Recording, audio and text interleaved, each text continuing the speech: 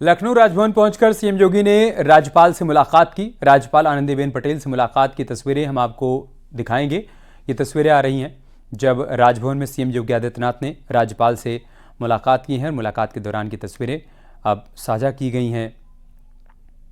राज्यपाल आनंदीबेन पटेल से मुलाकात की है मुख्यमंत्री योगी आदित्यनाथ ने और ये मुलाकात हुई है लखनऊ राजभवन में।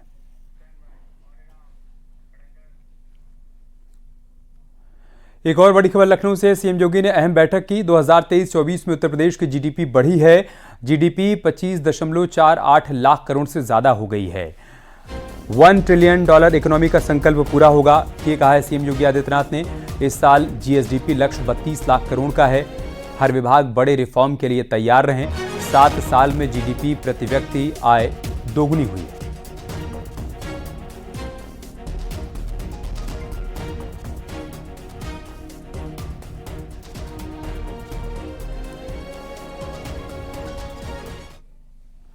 उपचुनाव को लेकर भूपेंद्र चौधरी ने कहा कि उपचुनाव के लिए हमारी तैयारियां पूरी हैं। यूपी बीजेपी के अध्यक्ष सदस्यता अभियान से हम फोकस कर रहे हैं, ये उन्होंने कहा। उपचुनाव वाले विधानसभा में भी अभियान चल रहा है। मिल्कीपुर में चुनाव ना हो, इसके लिए समाजवादी पार्टी कोशिश कर रही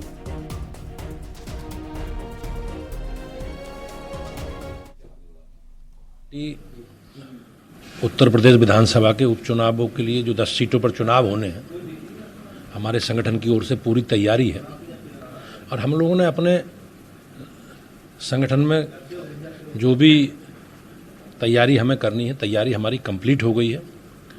और आप देखेंगे हमारा सदस्यता अभियान चल रहा है। हमने इन विधानसभा सीटों में भी प्रदेश के साथ साथ इन सभी विधानसभाओं को सदस्यता के रूप में भी विशेष रूप से फोकस किया है, चिन्हित किया है। और हमारे कार्यकर्ताओं ने घर घर जाकर एक व्यापक जनसंपर्क करके सदस्यता अभियान को भी इन विधानसभाओं में लक्षित करके एक सफलतापूर्वक पूरा किया है। जहां तक कांग्रेस और सपा का विषय है, उनकी निराशा का ही परिणाम है कि जिस प्रकार से मिल्कीपुर विधानसभा में उपचुनाव ना हो, इसके लिए समाजवादी पार्टी प्रत्यक्ष और अप्रत्यक्ष रूप से प्रयास कर रही है। उपचुनाव को लेकर कांग्रेस और समाजवादी पार्टी के बीच समझौता हो चुका है। समाजवादी पार्टी 8 सीटों पर चुनाव लड़ेगी तो कांग्रेस के हिस्से सिर्फ 2 सीटें आई हैं, जबकि कांग्रेस 4 से 5 सीटों की मांग कर रही थी। वहीं कांग्रेस को खैर और गाजियाबाद की जो सीटें दी गई हैं, उनमें 2022 में कांग्रेस का प्रदर्शन बहुत ही खराब था। खैर सीट पर कांग्रेस आखिरी बार 1980 में चुनाव जीती थी। इसी तरीके से गाजियाबाद की सीट पर कांग्रेस को आखिरी बार 2002 के चुनाव में जीत मिली थी। 2022 के चुनाव में गाजियाबाद में कांग्रेस प्रत्याशी को सिर्फ 11,818 वोट मिले थे। वहीं खैर विधानसभा में कांग्रेस को सिर्फ 1,514 वोट मिले थे।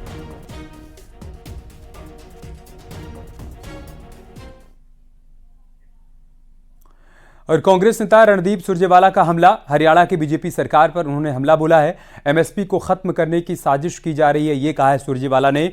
पराली किसान ना जलाएं तो क्या विकल्प है? किसानों ने वोट नहीं दिया तो ये सजा दी जा रही है।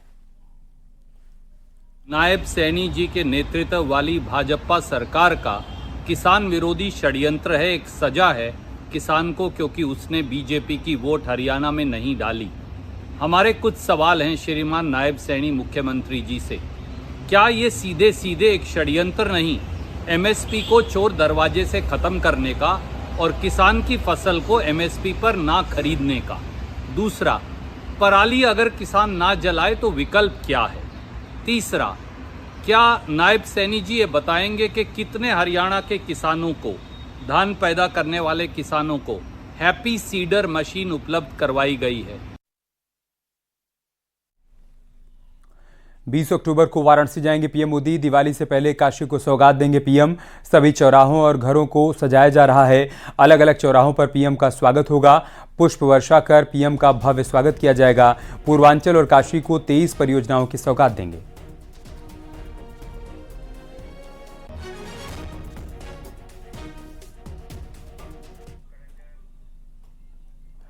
भगवान बुद्ध की स्थली सारनाथ में बड़ी संख्या में पर्यटक पहुंच रहे हैं। 20 अक्टूबर को PM Modi pro poor project के तहत पहले फेज का उद्घाटन करेंगे।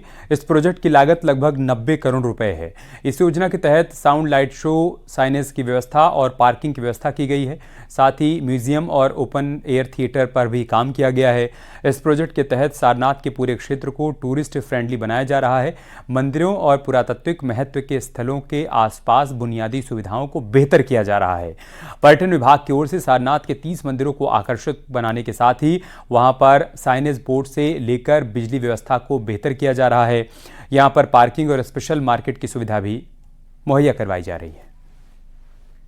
प्राधिकरण एज एजेंसी था जिसने कि सारे कार्य कराए हैं। इसमें इंटरप्रिटेशन वॉल, बेंचेस, लाइट और रोड्स, इसके अतिरिक्त वहाँ पर साइनेजेस और लाइट की व्यवस्था, ये सारी चीज़ें करवा दी गई हैं। निश्चय ही काम होने के पश्चात इसमें बहुत सुंदरता आई है। बड़ी संख्या में टूरिस्ट इसको देखने के लिए आ भी रहे हैं। ये एक नए कलेवर में, जैसा आपने कहा, निश्चय ही बहुत सुंदर है और आने वाले टूरिस्ट को ये बहुत लुभा रहा है। काशी विश्वनाथ के दर्शन से जुड़ी बड़ी खबर आई है। सुगम दर्शन के साथ अब नहीं मिलेगा प्रसादम। सुगम दर्शन के टिकट में 50 रुपए की कटौती की गई है। श्रद्धालुओं को अलग से खरीदना होगा प्रसादम। पहले सुगम टिकट के साथ प्रसादम मिला करता था। नई व्यवस्था के अंतर्गत अब ये बदलाव किया गया है।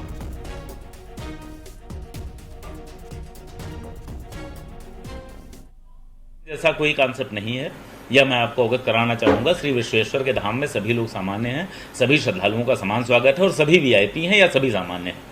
परंतु कतिपय कारणों से लंबे समय से यह डिमांड थी कि कई बार श्रद्धालु आते हैं, उनको किसी को फ्लाइट पकड़नी हुई, ट्रेन पकड़नी हुई, किसी के पास छोटा बच्चा हुआ तो उसके पास समय कम होता है। तो इस तरह की परिस्थितियों के लिए प्रसाद की अनिवार्यता वाला जो कंपोनेंट है उसको समाप्त किया गया है। तो जो 50 रुपये का प्रसाद पहले अनिवार्यता दिया जाता था, वह कंपोनेंट समाप्त किए जाने के कारण अब 250 रुपये में सुगम दर्शन का टिकट जो पहले का मूल्य था उसी मूल्य में मिल रहा है। तो ऐसा कोई परिवर्तन नहीं हुआ है।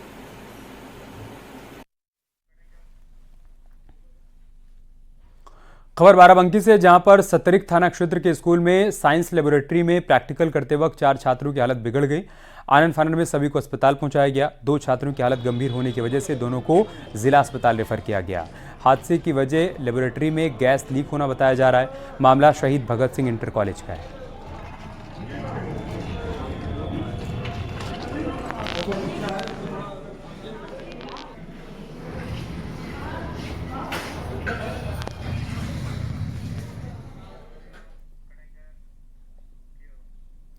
कौशाम्बी में एंटी करप्शन के एक्शन के बाद करोड़ों के भ्रष्टाचार का पर्दाफाश हुआ है।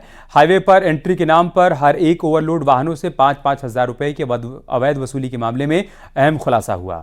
कुछ रोज पहले एंटी करप्शन ने पश्चिम शरीरा थाना इलाके से traffic sub inspector Kamlesh Pandey को ओवरलोड वाहनों से 5,000 रुपए की रिश्वत देते हुए गिरफ्तार कर जेल भेज दिया था।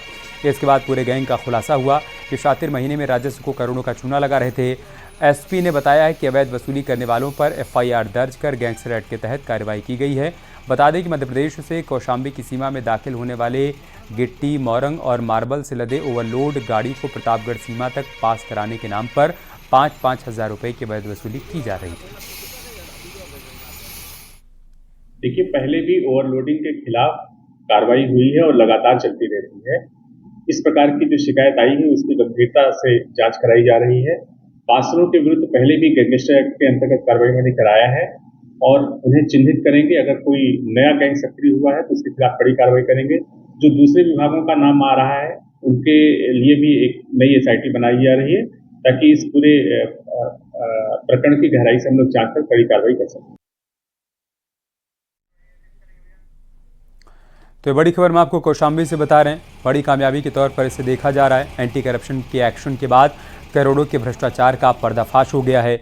हाईवे पर एंट्री के नाम पर हर एक ओवरलोड वाहनों से 5-5 हजार रुपए की अवैध वसूली की बात सामने आई थी और इस मामले में कुछ समय पहले एंटी करप्शन ने पश्चिम शरीरा थाना क्षेत्र से traffic sub inspector Kamlesh Pandey को ओवरलोड वाहनों से 5,000 रुपए की रिश्वत लेते हुए गिरफ्तार किया था। उनको जेल भेज दिया गया। उसके बाद पूछताछ के जरिए ही तमाम बड़े खुलासे हुए और पूरे गैंग का खुलासा हुआ। ये शातिर महीने में राजस्व को करोड़ों का चूना लगा रहे थे। एसपी ने बताया है कि अवैध वसूली करने वालों पर एफआईआर दर्ज कर गैंगस्टर एक्ट के तहत कार्रवाई की गई है। या आपको ये भी बता दें कि मध्य प्रदेश से कौशाम्बी की सीमा में दाखिल होने के दौरान रिश्वत ली जा रही थी।